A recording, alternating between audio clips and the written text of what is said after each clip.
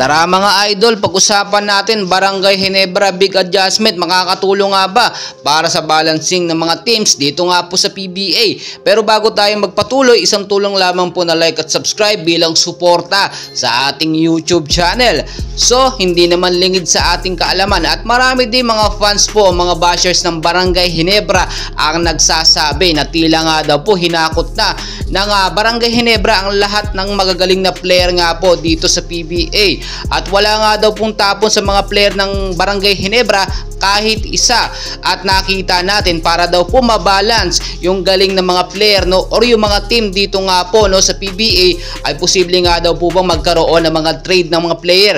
At una na nga po dyan sa posibleng ma-trade ay ito nga pong si Bobby Ray Parks at iti-trade sa isang player nga po ng Barangay Ginebra. So alam naman po natin na yung rights nga po ni Bobby Ray Parks ay hawak pa ng TNT, Tropang Giga. Pero natapos na nga po yung 1-year contract na yun sa TNT at posibleng magkaroon na talaga ng sariling rights itong si Bobby Ray Parks na pumili ng kupunan na kung saan po siya maglalaro. Noon pa man alam natin nagparinig na, nagpahiwatig na itong si Ray Parks na gusto niyang maglaro sa Barangay Ginebra.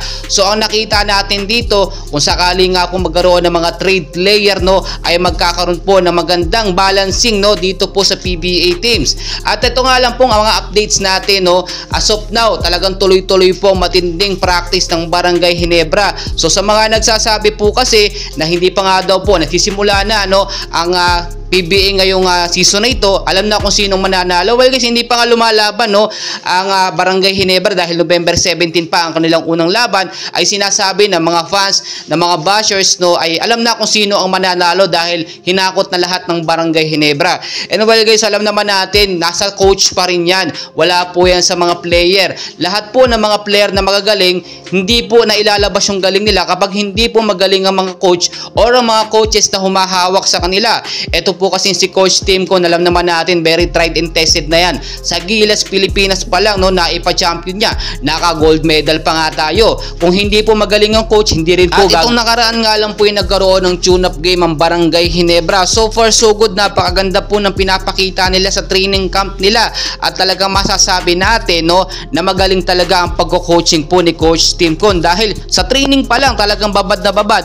At talagang sinusubok po silang ng matindi nitong si Coach Tim Con. Biruin po ninyo, November 17 ang unang laban nila kontra sa kupunan ng Converge. Ngayon pa lang ay parang lumalaban na sila sa pang-finals na datingan dahil tune-up game pa lang nakita natin kung gagaano talaga kagaling ang Barangay Ginebra. Biruin po ninyo, kahit may mga star player na sila ay todo-todo pa rin at tuloy-tuloy pa rin po yung pagka-practice ng Barangay Ginebra. Wala po silang sinasayang na pagkakataon. So sa mga nagsasabi na malalakas daw lahat ng mga player na magagaling ay kinuha na ng Barangay Ginebra, hindi rin naman po lahat magagaling. Gumagaling lang po dahil sa maayos na training at sa pagko-coaching po nitong si Coach Tim Con. Well guys, napakarami pa nating dapat bantayan ng mga kaganapan, especially sa Barangay Ginebra dahil isa po yan sa pinaka-inaabangan ng mga fans.